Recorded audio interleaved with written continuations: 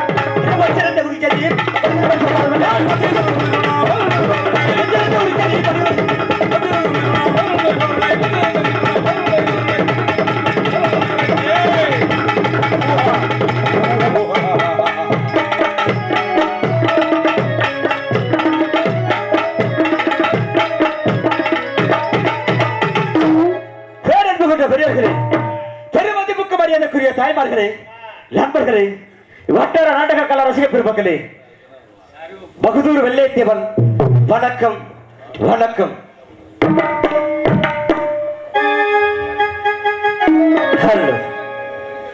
நான் எங்கு பிறந்தேன், எப்படி பிறந்தேன் என்று சபையில் முன்பதாக எடுத்துரைக்க ஆசைப்படுகின்றேன். கடிகுய்து செவி செய்து கேட்கப்படி தாழ்ந்தபடி கேட்டுக்கொண்டே போலாம்.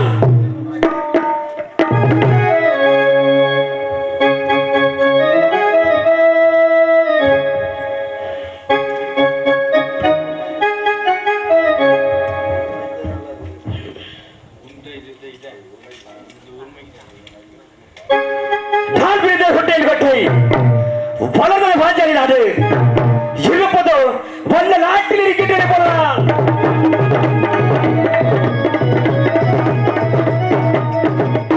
இருப்பதோ வல்ல நாட்டில் இருக்கின்றேன். எனது தாயின் பெயர் வேச்சியம்மாள், எனது தந்தையின் பேரோ சங்கு தேவர். சங்கு தேவருக்கு மகனாக பிறந்தேன். சங்கு தேவருக்கு மகனாக பிறந்து எனக்கு சின்னது வயதாக இருக்கும்போது எனது தந்தை மகனே மகனே பள்ளிக்கு சென்று படித்து வா மகனே என்று தெரிவித்தார் தந்தை. சரி சற்று ஒப்புக்கொண்டு சென்றேன் பள்ளிக்கு போதான்.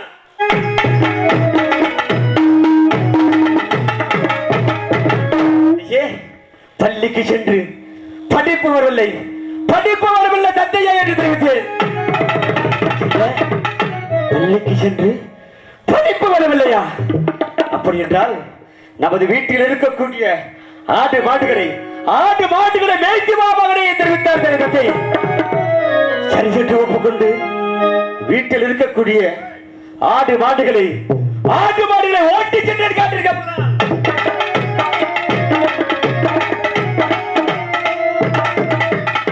ஓட்டி சென்று காட்டில் விட்டு சின்னது மேல விளையாடி கொண்டிருக்கும் சமயத்தில் எனது மாடுகளும் அடுத்தவர் வெள்ளாமை காட்டில் வேண்டிவிட்டது.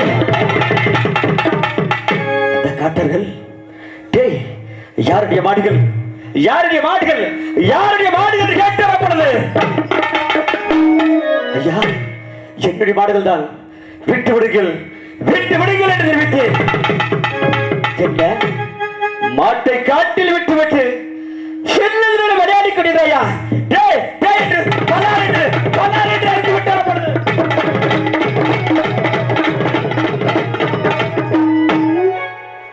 சின்ன சிறுவன்று பாராமல் பலார் என்று அறிந்து விட்டார். அல்லவன் நான் என்ன செய்வேன்?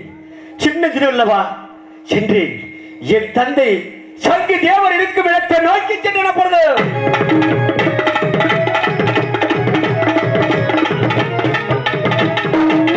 தந்தையே, நமது மாட்டுகள் அடுத்தவர் எல்லாமே காட்டில் வைத்த காரணத்தினால் அந்த காட்டார்கள் என்னை சின்ன சிறுவன்று பாராமல் பலார் என்று அறிந்து விட்டார். தந்தையே என்று தெரிவித்தேன். என்ன வார்த்தை தெரிவிக்கின்றாய்? மரபகுலத்திலே பிறந்து வாழ்ந்து பச்சரத்தம் குடிக்கும் பலிகார் வம்சத்தில் வந்துவிட்டு ஒரு மாட்டாரத்தில் அட்டுவாக்கி விட்டாயா? என் முகத்திலே முடிக்காதே, சென்று வந்து விட்டார்.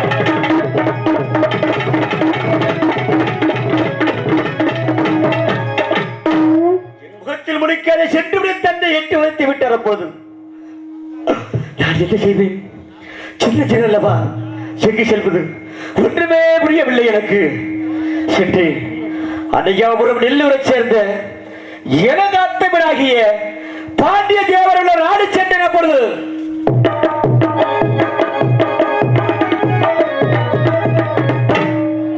இங்கு நடந்த படத்தெல்லாம் அங்கு எடுத்துரைத்தேன். அப்படி என்றால் உனக்கிட கிடையாது, சென்று விடு அண்ணவர் தெரிவித்து விட்டார். அப்பொழுது சென்றேன். எனது மனம் போன போக்கெல்லாம், எனது கால் போன போக்கெல்லாம் சென்றேன்.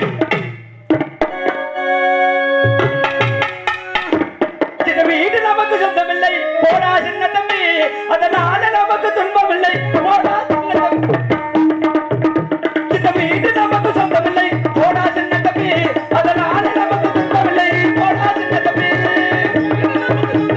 போடா சின்ன தம்பி,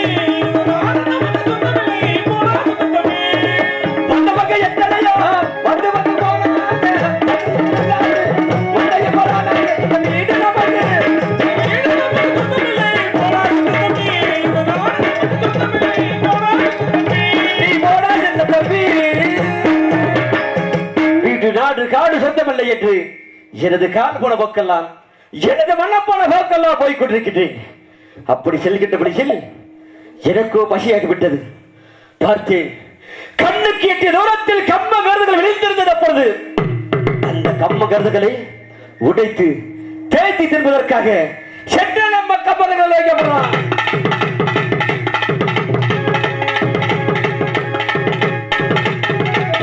சென்று கம்மங்கருதுகளை உடைத்து தேய்த்து சென்று விட்டு பசி அடங்கிவிட்டது. ஆனால் தண்ணீர் தாகமாகிவிட்டது. அருகில் ஒரு குளம் இருந்தது. அந்த குளத்தின் பெயர் தான் ஆரக்குளத்து அருகில் பார்க்கும் பொழுது சிறிதளவு சேரும் சிறிது ஜலமாக இருந்தது. தண்ணீர் அருந்த வேண்டும் என்று பாய்ந்தேன் பாய்ந்தேன் பாய்ந்தேன்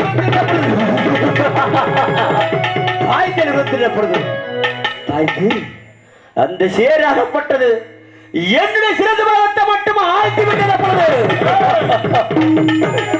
அம்மா தாயே தாயே தாயே என்று கத்தி நடப்பது. அம்மா இருந்தால்தான் நம்மை காப்பாற்றுவார்கள். நம்மளை காப்பாற்ற ஒருவருமா இல்லை என்று அந்த ஆரக்குளத்தில் அழுது புலம்பிக் கொண்டிருந்த பொழுது அந்த சமயம் பாஞ்ச என்னும் ஊமரத்தை ஆண்டு வரக்கூடிய கட்டப வருஷம் ஊமத்திர பாண்டிய வருஷம் காலையில் காட வேட்டை மாலையில் மயில் வேட்டை ஆடுவது வழக்கமா அவர்களுக்கு. மாலையில் மயில் வேட்டை ஆடுவது வழக்கமா அவர்களுக்கு. அப்படி ஆடி வருகின்ற சமயம் என்னுடைய அளவு சிறந்த சட்டம் கேட்டு கட்டபொம்மசை தெரிவித்தார். தம்பி ஓமையா ஓடிவா, யாரோ ஒரு சின்ன அனுப்புவர் கேட்கிறது. அந்த இறந்த மரத்தில் வீடியேறி பார்த்து தெரிவித்தார்.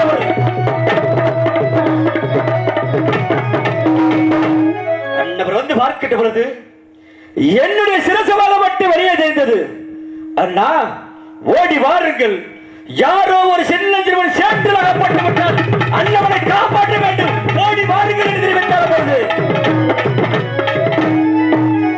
சிறுவர் ஓடி வந்து அந்த ஆரக்குளத்து கரையில் என்று அவர் தலையில் இருக்கக்கூடிய 60 உருமாலை அவிழ்த்து வீசினார். தம்பி புடியப்பா உருமாலை அவிழ்த்து வீசினார்.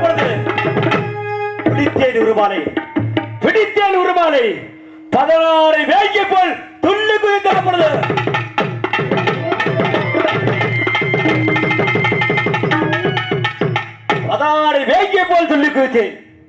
அண்டவர் கேட்டார்கள், இவ்வளவு வீரம் படைத்தவனாக இருக்கின்றாயே நீ யார் என்று கேட்டார். ஐயா, என்னுடைய நாடு கொண்டேன் கோட்டை, சக்தி தேவருக்கும் பேச்சு அம்மானுக்கும் மகனாக பிறந்தேன் என்று என்னுடைய புறப்பரப்பை எரித்து வைத்தார்.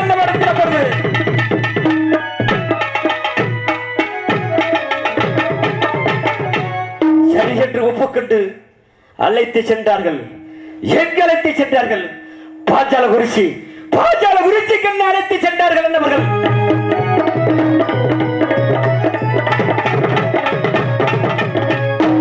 பாஞ்சால குறிச்சி கலைத்து சென்று அவர் குலக்கடவுளாகிய சக்காதேவி ஆலயத்தில் முன்பதாக மஞ்ச பால் கொடுத்து தன்னிடத்தில் என்னை சேர்த்துக் கொண்டார்கள்.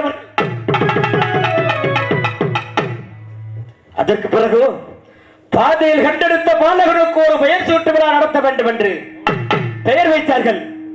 என்ன பெயர்? ஏலப்படை, குதிரைப்படை, ஒட்டகப்படை, முப்படைக்கு படைத்தலைவர் பகுதிர வெள்ளைய தேவா.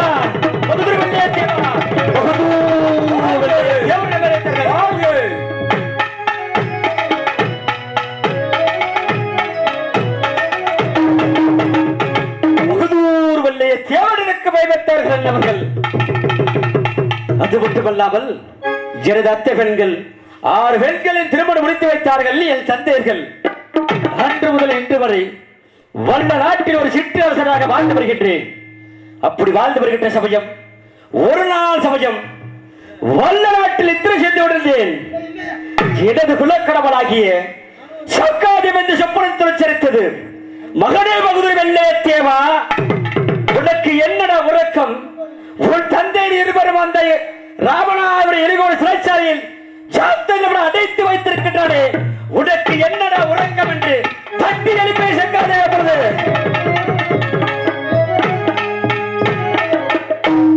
சக்காதேவிக்கு வணக்கத்தை தெரிவித்துக் கொண்டு இரவு வெள்ளப்போரை மீறி சவாரி செய்து சென்ற அந்த ராமநாதபுர துறைக்கப்படுது.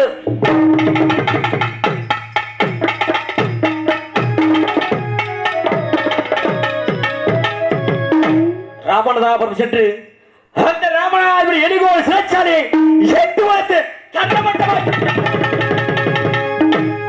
தரமட்டமாக்கி என் தந்தையை இருவரையும் சிறமீட்டி பாஞ்சால குறிச்சி அழைத்து சென்றேன். அப்படி அழைத்து செல்கின்ற வழியில் யாரோ ஒரு வெண்டாளவள் என்னுடைய வீரத்தை பார்த்து விவேகத்தை பார்த்து ஒரு அரசரை கட்டி ஆழ்வதை விட எப்படிப்பட்ட சமத்திலை கட்டி சாபதே வேலை விடுத்தவள் அண்டவன் தான் செம்ம நாட்டு வரத்தி பெற்ற சேதுபதி மகள் வெள்ளையம்மாள் என்னவள். ஏழாவதாக வெள்ளையம்மனின் திருமணம் முடித்து வைத்தார்கள் என் தந்தையர்கள். திருமண பரிசாக எனக்கு வெள்ளை சேவலம், எனது 6 உயிர்காதல் வெள்ளையம்மாளுக்கு கருங்கடி சேவலம் பரிசாக கொடுத்தார்கள். அந்த புற நந்தவனம், மாட மாளிகை, கோட கோபுரம் அனைத்துமே கொண்டு பண்ணி கொடுத்தார்கள். வாரந்தோறும் வெள்ளிக்கிழமை என்றால் அந்த முள்ளிப்பட்டி கம்பளத்தோட சேவல் போருக்கு செல்வது வழக்கம். இன்று வெள்ளிக்கிழமை எனது 6 உயிர்காதல் வெள்ளை வளைத்து சேவல் எடுத்து வர வேண்டும். நான் அந்த சேவல் போருக்கு செல்ல வேண்டும். கண்ணு வெள்ளையம்மா,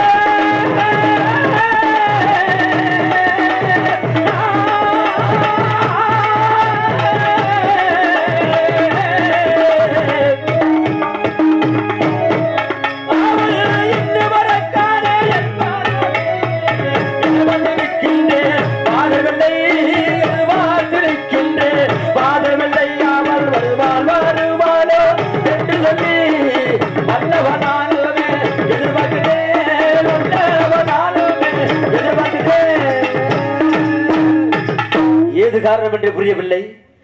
என்னை விட்டு ஒரு வினாடி கூட விருந்திருக்காதவன் இன்று ஏறி பொழுது காலதாமதம் ஆண்டவரை மீண்டும் வளைத்து வருகின்றன. பொழுது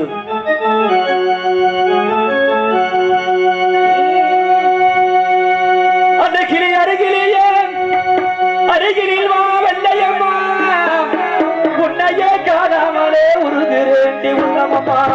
உன்னையே காணாமலே உருகுறேன் உள்ளம். ஓ வெள்ளையம்மா நீ வா நீ வெள்ளையம்மா